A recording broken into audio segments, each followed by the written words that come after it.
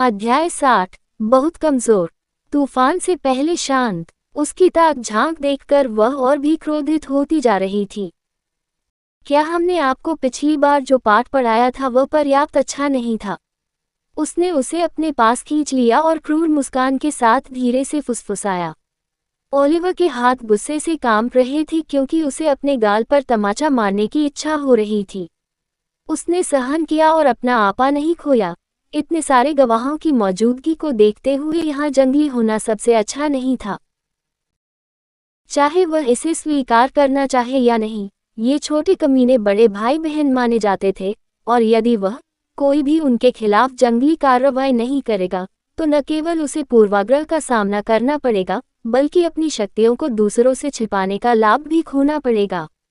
दूर शिकार शुरू होने के बाद उनसे निपटना बेहतर था। उसकी ओर से कोई प्रतिक्रिया न सुनकर उसे लगा कि वह अब उससे डर गया है। आभारी रहे कि हमने आपको एक और दिन जीने की इजाजत दी। अपनी जगह जाने और भविष्य में कभी भी हमारी आंखों में न देखें। उसने उसे जमीन पर गिराने के इरादे से काफी ताकत से उसे पीछे धकेला, लेकिन उसे आश्चर्य हुआ। वह ऐसे पीछे हट गया मानो उसे उसका धक्का महसूस ही न हुआ हो। और वास्तव में यही मामला था। उनकी समग्र ताकत में भारी असमानता के कारण उन्हें उसका धक्का भी महसूस नहीं हुआ। ये देखते हुए कि ओलिवर अभी भी उसकी दाहिनी आंख में देख रहा था, जैसे कि उसके पिछले शब्दों का कोई मतलब नहीं था, उसके माथे पर एक नस उभर आई। ओलिवर ने उसकी ओर देखा और कहा, बस। बहुत कमजोर। उसने जानबूझकर उसे उकसाया, जिससे आसपास की भीड़ को उनकी बात सुनने का मौका मिला। आप इसे रोके, आप एक दृश्य पैदा कर रहे हैं। शेन ने उसके कंधे पर अपना हाथ रखा और उसे इससे आगे कुछ भी करने से रोका। उसे शायद पता नहीं होगा, लेकिन वह सिर्फ पोत परिवार के बच्चों के सामने खुद को मूर्ख बना रही थी। उनसे अपेक्षा की जाती थी कि वे हमेशा उनसे ऊपर रहेंगे, और अब चेतावनी के बाद भी ओलिवर की ओर से सम्मान की स्पष्ट कमी उनके लिए इसे और भी बदतर बना रही थी। अगर वह चाहता तो अपनी बहन को उसे सबक सिखा सकता था और उसके लिए एक उदाहरण बना सकता था, लेकिन इससे वे केवल बर्बर और अनुचित दिखेंगे। अंत में उन्हें अपने अन्य भाई बहनों की तुलना में कम समर्थन मिल सकता है। हालांकि वे ताकत को हर चीज से ऊपर महत्व देते थे, लेकिन इसका मतलब यह नहीं था कि वे बर्बर थे। वे कुलीन थे जो ताकत का अनुसरण करते थे। शेन, मुझे रहने दो। मैं आज इस कमीने का उदाहरण बनाऊंगा। उसने गुस्से में दांत पीस लिए। ओलिवर ने बस उसकी आंखों में देखा, जैसे कि उकसा रहा हो। वह उस पर हमला नहीं करेगा, लेकिन अगर उसने ऐसा किया तो वह विरोध करेगा और जवाबी लड़ाई करेगा।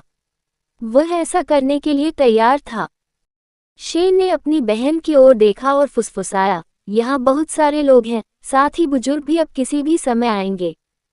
हम शिकार के दौरान उससे निपट सकते हैं।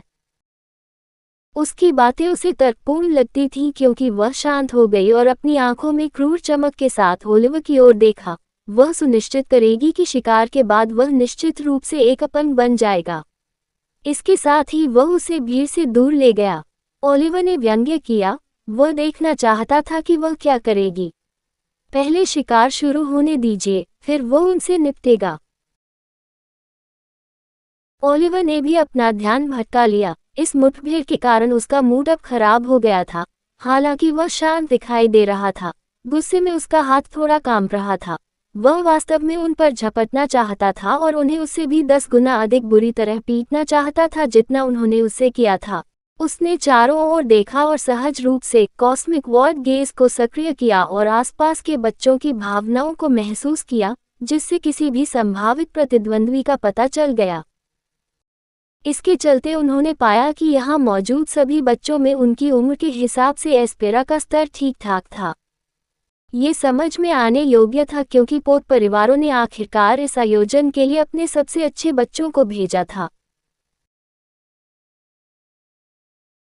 इस प्रतियोगिता के लिए आयु सीमा 5 से 10 वर्ष थी, और यदि वह गलत नहीं था तो वह सबसे कम उम्र के समूह में आता था। बच्चों को शिकार के ऐसे भयानक खेल में भाग लेने देना हास्यास्पद था, लेकिन यह वह दुनिया नहीं थी जिसे सामान्य ज्ञान से समझा जा सके। ये दुनिया भर के सर्वश्रेष्ठ ओझाओं का कबीला था, और इसी तरह बच्चे भी सर्वश्रेष्ठ में से सर्वश्रेष्ठ होंगे। बुद्धि, ताकत, प्रभाव, हर चीज पर छोटी उम्र से ही नियंत्रण होना चाहिए। हाँ हाँ।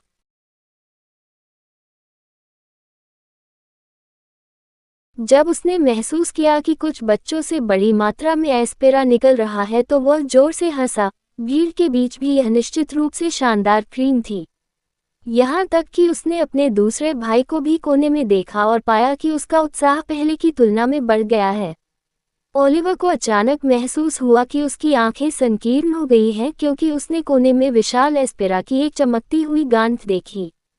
छोटे सफेद बाल, भावहीन अभिव्यक्ति, वह नादिया थी, वह भी वही थी।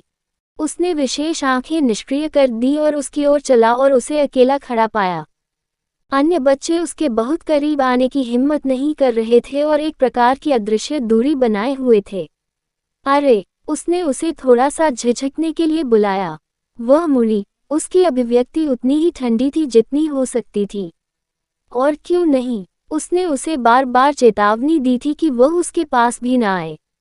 लेकिन इस आदमी ने फिर भी इतनी भारी भीड़ में उसे बुलाने की हिम्मत की।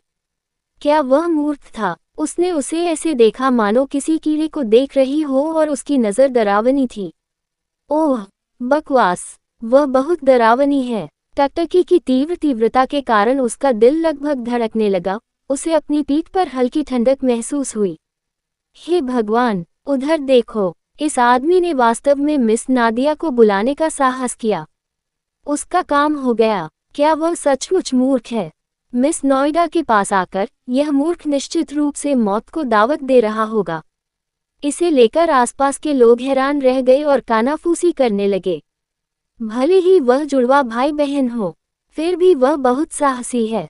हालांकि उसकी पिटाई की सभी की उम्मीद के विपरीत कुछ और हुआ। नादिया ने कुछ नहीं किया और बस चली गई। इस दृश्य ने दर्शकों को काफी चौंका दिया। ओह, क्या मिस नादिया अभी चली गई? इतना ही क्या? मैं उम्मीद कर रहा था कि वह उसे उसकी जगह बताएगी। तुम सब मूर्ख हो। वह किसी को सिर्फ इसलिए क्यों मारेगी क्योंकि वे उसके पास आए थे? कुछ हद तक सामान्य दिमाग वाली लड़की ने पूछा तो वे तुरंत चुप हो गए।